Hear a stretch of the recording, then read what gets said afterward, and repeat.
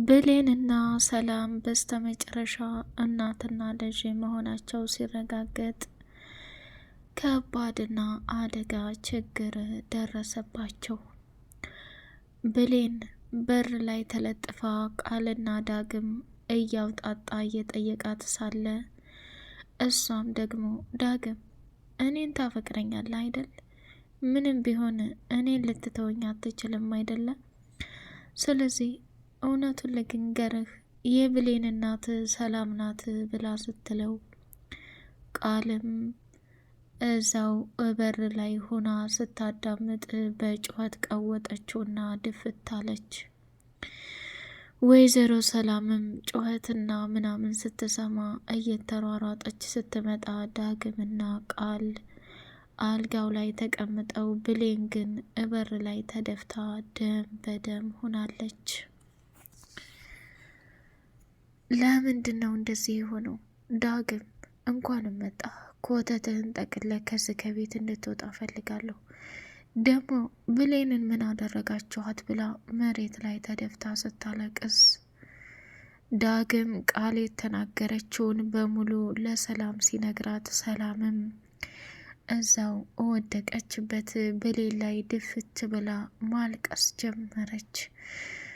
ፊቷን እየሞጫጨረችና የወደቀችበት ቦታ ላይ እጅግ በጣም በሚያሳዝን ሁኔታ አደጋውና ችግሩ ከደረሰባት በኋላ ራሷን በፍጹም ማስታወስ አልቻለችም ነበርና አቶ በኃይሉ ደግሞ ቆይታውን ሳሚን ወደ ውጭ አስገድሎ የገነትን ጎረቤት አግኝቶ ወደ ገነት ጋር ሄደሽ ትክክለኛ ፋይልና መረጃውን ገነት የደበቀችውን በሙሉ እንድታመጪ ብሎ ሲያስጠነቅቃት እሷም እሺ ብላ ያንን ነገር ካደረገች በኋላ እየበረረች ወደ ገነት ቤት ጉዞዋን አደረገች።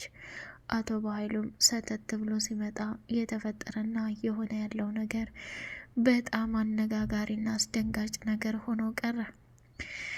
ወይዘሮ ገነት ብሌን ራሷን ስታ እንደወደቀችና እናቷ ሰላም መሆኑን እንዳወቀች ደውለው ሲነግሯት እየበረረች መጣችና ደም እንባ ማልቀስ ጀመረች። ዳግም የቃል ንግግር እጅግ በጣም ቢገርመውና ቢያስደነግጠውም ሰላምና ብሌን ከባድና አደገኛ ችግር ስለደረሰባቸው ስላየ ራሱን መቆጣጠር አቅቶት ደንግጦ ጭንቅላቱን ይዞ ፍዝዝ ብሎ ቀረ። አቶ በኃይሉ ሰላም ላይ የደረሰባት አደጋና የእሱ እቅድና ዓላማ ሳይሳካለት ሲቀር እንዲሁ በከንቱ ባዶ መሆኑን ሲረዳው አይኑን አፍጥጦ ቀረ።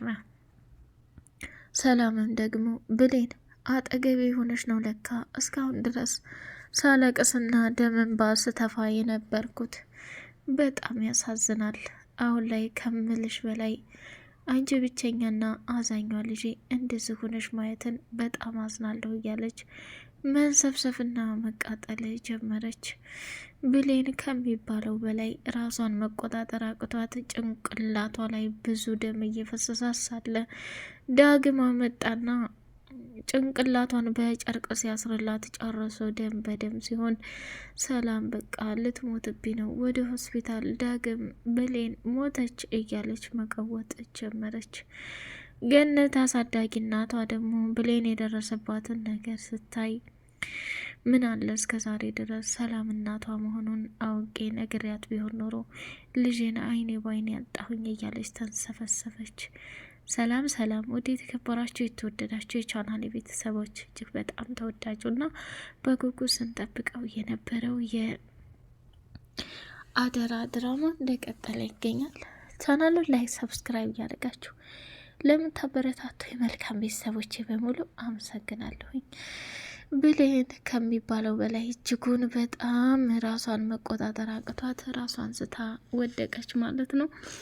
እንዲሁም ደግሞ በጣም በሚያሳዝንና በሚገርም ሁኔታ ወይዘሮ ገነት የብሌንን እንደዚህ መሆን ስታይ ራሷን መቆጣጠር አቃታት።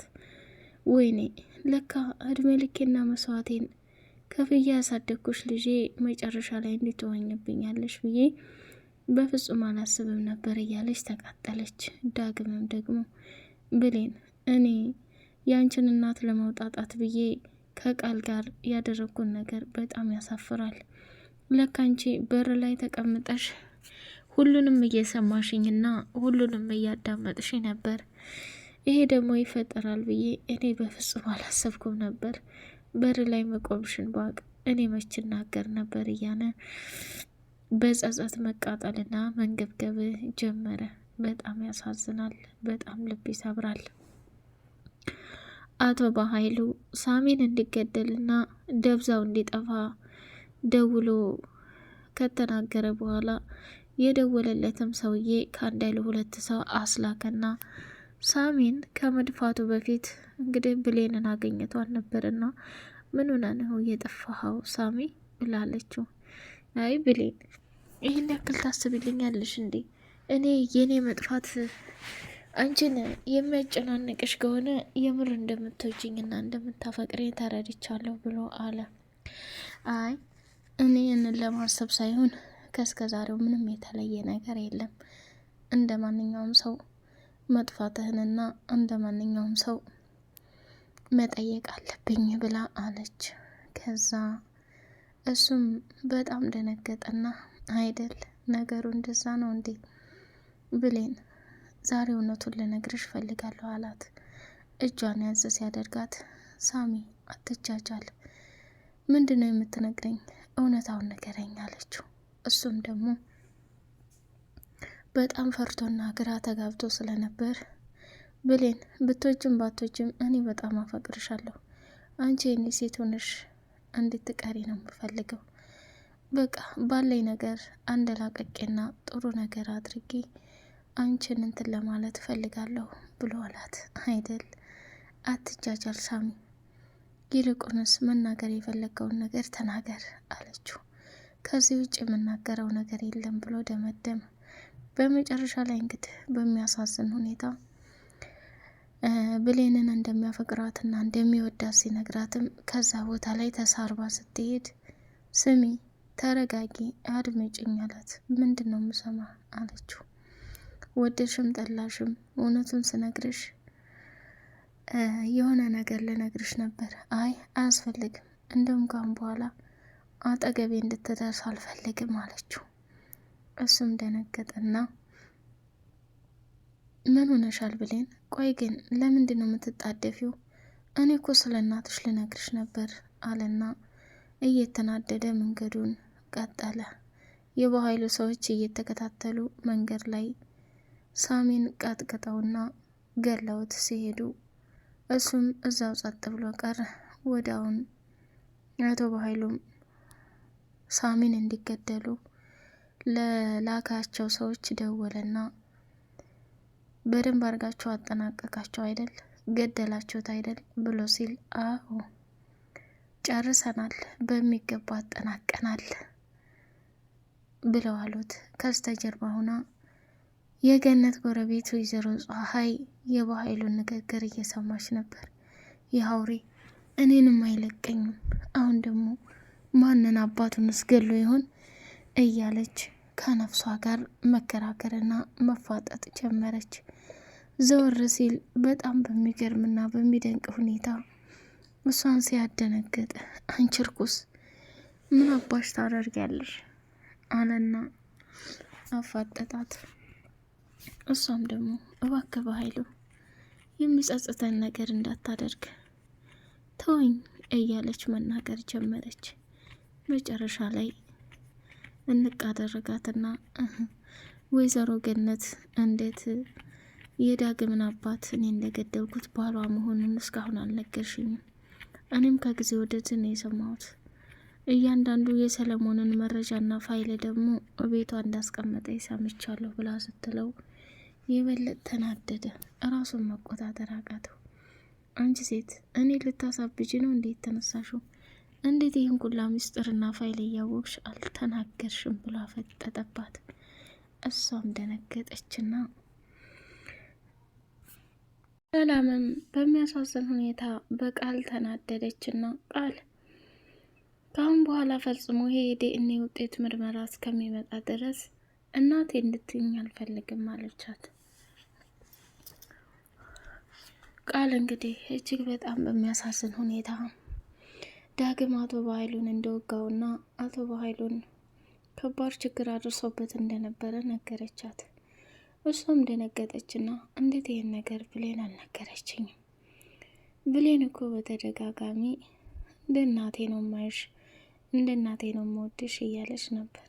እሷ ግን እያስመሰለች ነበር አይደል? በጣም ያሳዝናል ብላ እራሷን ከሚባለው በላይ ከባድ ጥያቄ ውስጥ አስገባች። ሆ አለችና እንዴ ምን ሆነሻል እትዬ? እኔ አሁንም ቢሆን ከእናቴ በላይ ነው የምወድሽ፣ እንደ እናቴ ነው ማይሽ። ስሚ ብሌን፣ ዳግምን ያላሳሰርኩትና ወንጀለኛ ነው ብዬ ለፖሊስ ያላጋለጥኩት ለዛይ ለምስኪኗ ገነትና ላንቺ ስል ነው። አሁንም ቢሆን ኮተቱን ይዞ ከዚህ ከቤት እንዲወጣ ትነግረዋለሽ አለቻት። እባክሽ እትዬ እየተፈጠረውን ነገር በመልካምና በበጎ እዩ። ምንድን ነው አለቻት። ቃልም ደግሞ እባክሽ እማዬ እኔ ልለምንሽ፣ እናቴ ለአንዴና ለመጨረሻ ጊዜ ልለምንሽ። እኔ ዳግምን ተዝከ ቤት አጥቼ በሰላም የምኖር አይደለሁም። ግን ምንም ቢፈጠር ምንም በኃይሉንና ዳግም የተሳሩትን ነገር ሳታውቅ ይሄን ነገር ባታረጊ ደስ ይለኛል አለቻት። ቃል የምታውቂው ነገር ታለ ሁሉንም ተናገሪ አለቻት።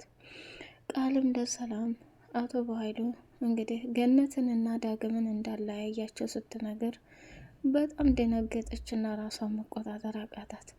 ወንድምሽ ብዙ ነገር አድርጓል፣ ያንን ሳታውቂ ደግሞ ዝም ብለሽ በሰው ላይ አትፍረጂ ሰላም ብላ ስትላት ቃልም ሳታስበው ስለነበር የተናገረችው ወደ መኝታ ቤቷ በሩን ዘግታ ማልቀስ ጀመረች።